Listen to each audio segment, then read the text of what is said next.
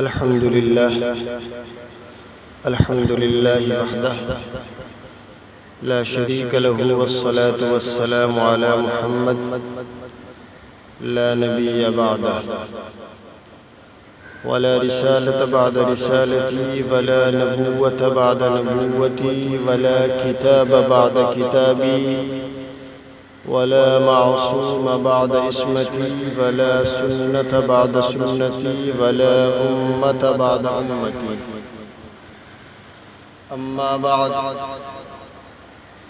قال الله تبارك وتعالى يا أيها الناس اعبدوا ربكم الذي خلقكم والذين من قبلكم لعلكم تتقون صدق الله العظيم وصدق رسوله النبي الكريم ونحن على ذلك لمن الشاهدين والشاكرين والحمد لله رب العالمين۔ میرے محترم بزرگوں اور دوستوں، دینی اور ایمانی بھائیوں، پس پردہ میری آواز کو سننے والی میری ماؤں بہنوں، اللہ کا بڑا فضل، بڑا کرم، بڑا احسان ہے کہ وہ ہم تمام سے دین کی بات سننے اور سنانے کی توفیق مرحمت کر رہا ہے۔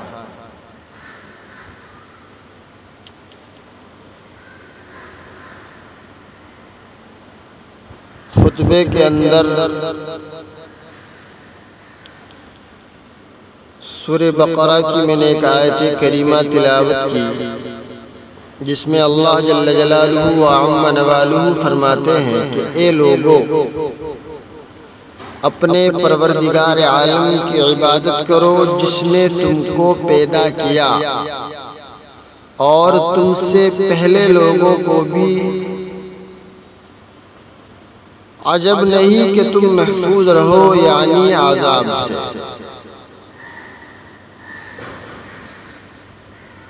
خدا وحدہ لا شریک لہ کے کارخانے میں تین قسم کی مخلوق ہے،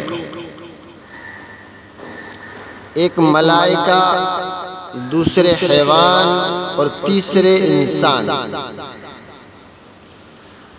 ملائکہ فرشتوں کی مخلوق کو کہتے ہیں، یہ ملکوتی صفات کے مالک ہوتے ہیں، نہ اونگتے ہیں، نہ سوتے ہیں، نہ کھاتے ہیں، نہ پیتے ہیں۔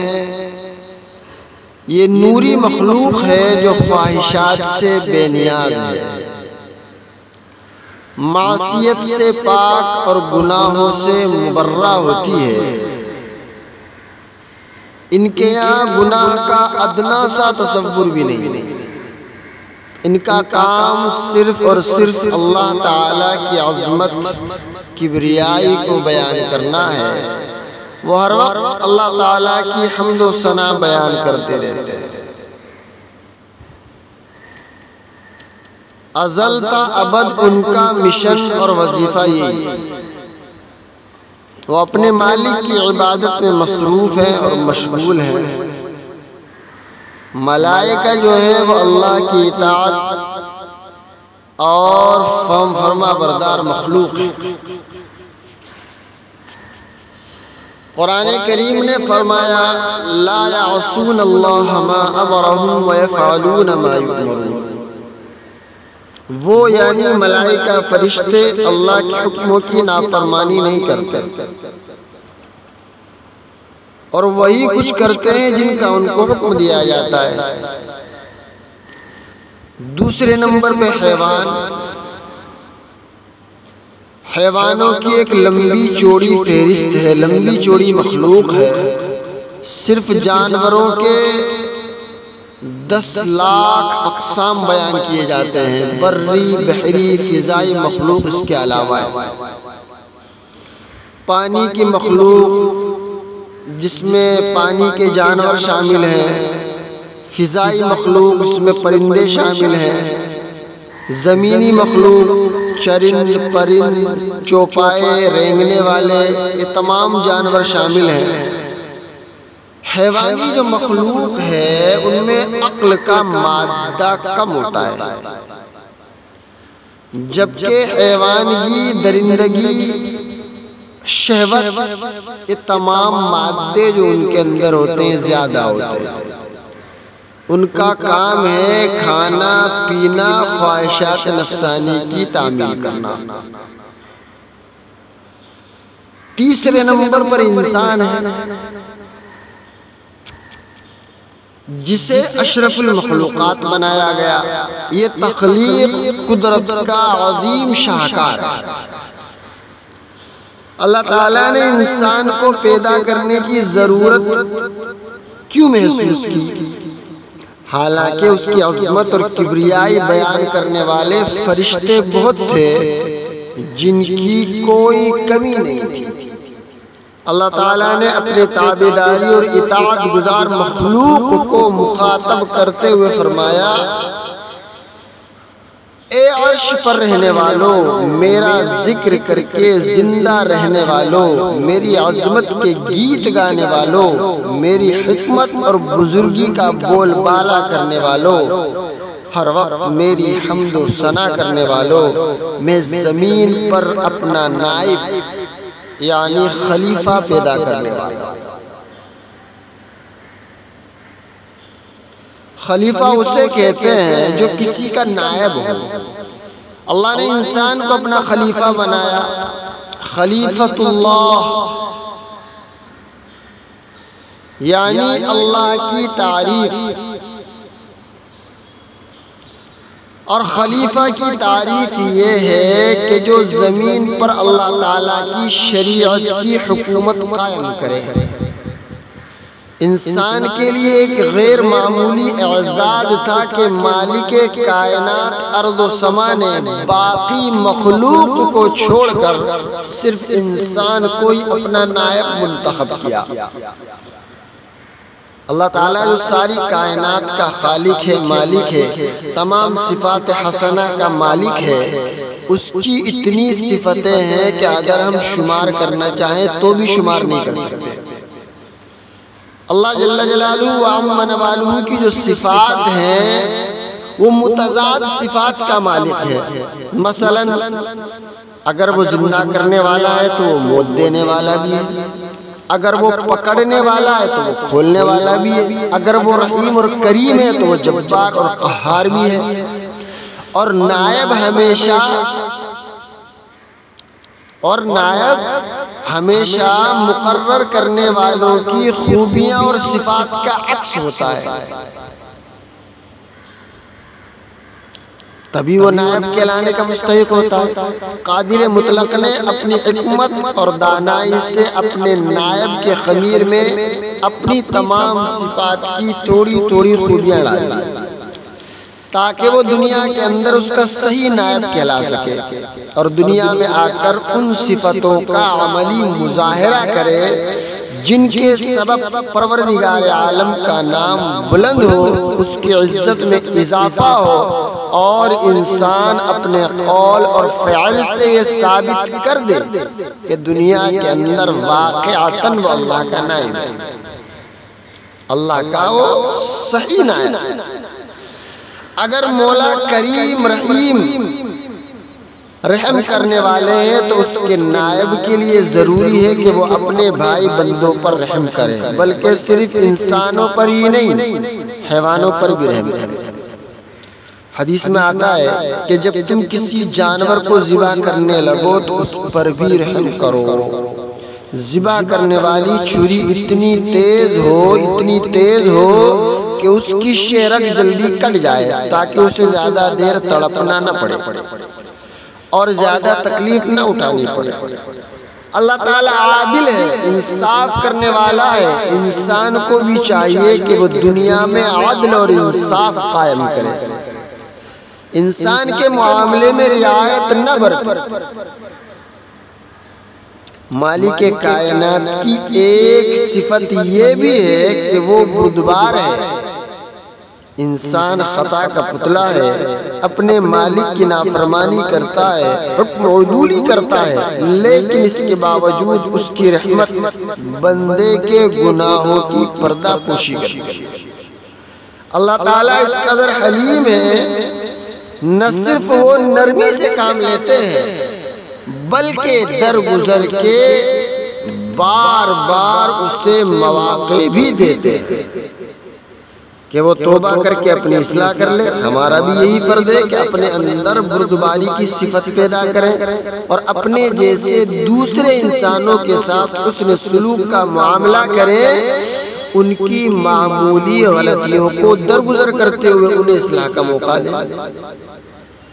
غرض یہ کہ انسان وہ تمام اخلاق، صفات اور خوبیاں اپنے اندر پیدا کرنے کی کوشش کرے جو اللہ تعالیٰ کا وصف ہے، اور دنیا میں بسنے والوں کے ساتھ اس طرح پیش آئے جس طرح حق سبحانہ و تقدس اپنے بندوں کے ساتھ پیش آتا ہے۔ اگر ہم اللہ تعالیٰ والی صفات کی خوبیوں کو اپنے اندر اجاگر نہیں کر سکتے تو پھر ہم اس کی خلافت پر نیابت کے مستحق نہیں ٹھہر سکتے۔ اللہ تعالیٰ نے انسان کو خلافت دینے سے قبل آسمانوں، زمینوں اور پہاڑوں کو آزمایا اور انہیں پیشکش کی کہ یہ خلافت وہ لے لے، لیکن آسمان نے انکار کر دیا، زمین گول ہو گئی، پہاڑوں نے کھڑے ہو کر جواب دے دیا۔ ارشاد ہوتا ہے اِنَّا عَرَضْنَا الْأَمَانَةَ عَلَى السَّمَاوَاتِ وَالْأَرْضِ وَالْجِبَالِ فَأَبَيْنَ أَن يَحْمِلْنَهَا وَأَشْفَقْنَ مِنْهَا وَحَمَلَهَا الْإِنسَانُ إِنَّهُ كَانَ ظَلُومًا جَهُولًا۔ ہم نے اپنی امانت یعنی احکام کی ذمہ داری آسمانوں اور زمین پر پہاڑوں کے روبرو پیش کی تو انہوں نے اپنی ذمہ داری کو اٹھانے سے انکار کر دیا اور اس ذمہ داری سے ڈر گئے۔ انسان نے اس کو اپنے ذمہ لے لیا، بے شک انسان بڑا ظالم اور ناعاقبت اندیش۔ امانت کا بار جو آسمان، زمین، پہاڑ نہ اٹھا سکے، میرے محترم بزرگوں اور دوستو، انسان نے اٹھا لیا اور اپنے ذمہ لے لیا۔ قرآن مجید انسان کے مقام کی شہادت دیتا ہے۔ اللہ تعالیٰ فرشتوں کے سامنے اپنے نائب کا اعلان کرتا ہے وَإِذْ قَالَ رَبُّكَ لِلْمَلَائِكَةِ إِنِّي جَاعِلٌ فِي الْأَرْضِ خَلِيفَةً قَالُوا أَتَجْعَلُ فِيهَا مَن يُفْسِدُ فِيهَا وَيَسْفِكُ الدِّمَاءَ وَنَحْنُ نُسَبِّحُ بِحَمْدِكَ وَنُقَدِّسُ لَكَ۔ اور جب تیرے رب نے فرشتوں کو کہا کہ زمین پر ایک نائب بنانے والا ہوں، انہوں نے کہا کیا بنانا ہے اس میں جو فساد کرے اور خون بہائے گا؟ حالانکہ ہم آپ کی خوبیاں اور پاکیزگی بیان کرتے ہیں۔ فرشتوں نے اسی وقت پروردگار عالم سے عرض کیا تھا کہ مولا، جس انسان کو تو اپنا نائب مقرر کر کے زمین پر بھیجنا چاہتا ہے وہ فتنہ اور فساد پھیلائے گا، غنڈہ گردی کرے گا، دہشت گردی مچائے گا، بموں کے دھماکے کرے گا، جنگ کرے گا، قتل و غارت گری کے بازار گرم کرے گا۔ سوال یہ پیدا ہوتا ہے کہ فرشتوں کی اس بات کو اللہ جل جلالہ وعم نوالہ نے جب سنا تو فرشتوں کو اس کا علم کیسے ہوا کہ انسان زمین پر یہ تمام کام کرے گا، یہ گل کھلائے گا؟ علماء کا کہنا ہے کہ انسان آگ، پانی، ہوا کا مجموعہ ہے۔ انسان آگ، پانی، مٹی، ہوا، ان چار چیزوں کا مجموعہ ہے، اور یہ چار چیزیں اپنی اپنی خصوصیت میں الگ الگ صفات رکھتی ہیں، ان کی اپنی اپنی ذاتی خصوصیات ہیں۔ آگ ہے وہ اشتعال پیدا کرتی ہے، پانی بزدلی کی علامت ہے جو اوپر کم اور نیچے تیزی سے آتا ہے، مٹی قیمتی چیزوں کو بھی کھا جاتی ہے، ہوا کو انتشار کی نشانی سمجھا جاتا ہے۔ فرشتوں نے قیاس کیا کہ ان چاروں چیزوں کی ذاتی جو خاصیتیں جدا جدا اور متضاد ہیں، جب یہ چاروں اجزائے ترکیبی اس کے ضمیر میں یکجا ہوں گے تو وہ اپنا اپنا رنگ ضرور دکھائیں گے۔ فرشتوں نے مولا کریم کو بتایا کہ ہم تیری حمد و ثنا، خوبیاں اور پاکیزگی بیان کرنے والے ہیں۔ پروردگار عالم نے جواب دیا، قال انی اعلم ما لا تعلمون، جو میں جانتا ہوں وہ تم نہیں جانتے۔ خدا تعالیٰ نے فرمایا تم میرے نائب کیوں کر ہو سکتے ہو؟ تم سراپا نیکی ہو، سراپا خیر ہو، تم نہ سو سکتے ہو، نہ کسی کو مار سکتے ہو، نہ اولاد پیدا کر سکتے ہو، نہ کاروبار کر سکتے ہو، نہ حکومت چلا سکتے ہو۔ میرا نائب تو ایسا ہوگا جو خیر اور شر، نیکی اور بدی دونوں صفتوں کا مالک ہوگا۔ میرا نائب ایسا ہوگا جس میں نیکی، تقوی، طہارت ساری خاصیتیں ہوں گی، بدی اور گناہ کی بھی خاصیتیں ہوں گی۔ مولا کریم نے اپنا نائب اپنی خوبیوں والا بنایا۔ تمام ملائکہ اور جنوں کو اس کے سامنے سجدہ کروانے میں حق سبحانہ و تقدس کی یہی مصلحت کار فرماتی کہ وہ خلیفۃ اللہ بنایا گیا تھا۔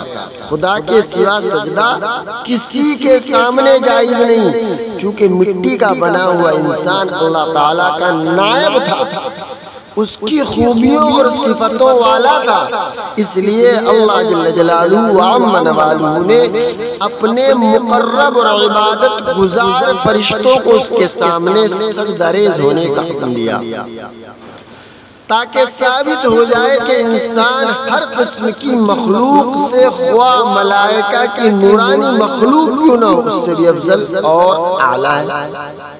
اس لیے انسان کو اشرف المخلوقات کا خطاب دیا۔ خاکی نوری سے بلا شبہ افضل ہے، ورنہ نوری خاکی کو کبھی سجدہ نہ کرتا۔ شیطان اسی لیے مردود اور ملعون قرار دیا گیا کہ اس نے خاکی کے سامنے جھکنے سے انکار کر دیا۔ نبی صلی اللہ علیہ وسلم نے ارشاد فرمایا، میں آدم کا سردار ہوں، اگر انسان کو اپنا مقام سمجھنا ہو، خاکی کا مقام سمجھنا ہو، تو نبی صلی اللہ علیہ وسلم کا جو سفر معراج ہے جبرائیل علیہ السلام کے ساتھ، اس کو ایک بار مطالعہ کریں۔ جبریل امین نوریوں کے سردار یہ کہہ کر ساتھ چھوڑ گئے کہ اس سے آگے بال برابر بھی میں بڑھا تو میرے پر جل جائیں گے۔ پروردگار عالم، میرے محترم بزرگ اور دوستو، ہم پر کروڑوں احسان ہے کہ اس نے ہمیں حیوان بنانے کے بجائے اشرف المخلوقات بنایا۔ پھر اس کا احسان عظیم کہ اس نے ہمیں اپنے محبوب صلی اللہ علیہ وسلم کا امتی بنایا۔ آئیے میرے محترم بزرگ اور دوستو ذرا غور کریں کہ اللہ نے جس انسان کو اپنا نائب بنایا اس کا حدود اربعہ کیا ہے اور اس کو دنیا میں بھیجنے کا مقصد کیا ہے۔ اللہ تعالیٰ نے فرمایا وَلَقَدْ خَلَقْنَا الْإِنسَانَ مِنْ طِينٍ، ہم نے انسان کو مٹی سے پیدا فرمایا۔ پھر فرمایا وَنَفَخْتُ فِيهِ مِنْ رُوحِي، اور ہم نے اس میں اپنی روح پھونکی۔ معلوم ہوا کہ انسان دو چیزوں سے بنا ہے، ایک جسم دوسرا روح۔ جسم جو ہے مٹی زمین سے اور روح آسمان سے لا کر اس میں ڈالی گئی۔ خالق کائنات کی حکمت دیکھیے، انسان زمین سے بنایا گیا ہے، انسانی جسم کی غذا اور خوراک بھی زمین سے وابستہ ہے، اور بلا آخر انسان ہمیشہ کے لیے زمین ہی کے اندر چلا جاتا ہے۔ روح اور جسم کا چولی دامن کا ساتھ ہے۔ اگر روح جسم ہے تو لفافہ اس کے اندر، اگر جسم لفافہ ہے تو روح اس کے اندر رکھی ہوئی کوئی چیز ہے۔ میرے محترم بزرگ اور دوستو، اگر جسم سے روح کو الگ کر دیا جائے تو جسم مردہ ہو جاتا ہے۔ گوشت، ہڈیاں، خون، یہ سارے گردش کے مجموعے کا نام انسان نہیں ہے۔ بلکہ انسان روح اور جسم کا مرکب ہے، لیکن اصل اہمیت روح کو حاصل ہے۔ جسم جو ہے انسانی روح کے بغیر بیکار ہوتا ہے، جسم مٹی میں مل کر مٹی ہو جاتا ہے، لیکن روح باقی رہتی ہے۔ جسم اور روح دونوں کا اپنا اپنا نظام ہے۔ جسم کے جو صحت ہے اور روح کی جو غذا ہے وہ الگ الگ ہے۔ جسم کی غذا اور ہے، روح کی غذا اور ہے۔ جسم کی راحت اور ہے، روح کی راحت اور ہے۔ مختصر یہ ہے میرے محترم بزرگوں اور دوستوں، میری ماں و بہنوں، جسم اور روح دونوں کے مختلف اور برعکس نظام ہیں۔ جسم کی صحت اور راحت، اچھا کھانا، اچھا پینا، اچھا پہننا، آرام دہ زندگی، یہ تمام چیزیں جسم کے ساتھ وابستہ ہیں۔ اور روح کی صحت جو ہے وہ کم کھانے پینے میں اور زیادہ سے زیادہ اللہ کا ذکر اور اس کی عبادت کرنے میں۔ روح اور جسم کے جو آپسی رشتے ہیں، حیوانی خواہشات کا یہ دونوں جو ہے بہت خوبصورت امتزاج ہے۔ انسان کے اندر خیر اور شر دونوں مادے ہیں۔ اللہ جل جلالہ و عم نوالہ نے اسے عقل اور شعور کا خزانہ دے رکھا ہے تاکہ وہ خیر اور شر میں تمیز کر سکے۔ انسان کے اندر فرشتوں والی صفات بھی ہیں، یعنی نیکی، تقوی، ریاضت، عبادت کا جوہر بھی ہے، اور حیوانوں جیسی خواہشات نفسانی بھی ہیں۔ حضرت علی رضی اللہ تعالی عنہ نے فرمایا کہ انسان فرشتوں اور حیوانوں کی صفات کا مجموعہ ہے۔ اگر اس پر ملکوتی صفات یعنی فرشتوں جیسے خصائص غالب آ جائیں تو فرشتوں سے بھی افضل ہے۔ اس کے برعکس اگر اس کے اندر حیوانی برائیاں غالب آ جائیں تو وہ حیوانوں سے ہی بدتر ہے۔ اس لیے انسان کو عقل اور شعور عطا کیا گیا تاکہ وہ اس کے استعمال سے چاہے تو فرشتوں والے مقام اور مرتبے سے بڑھ جائے اور چاہے تو حیوانوں سے بھی بگڑ جائے، ان سے بھی بدتر ہو جائے۔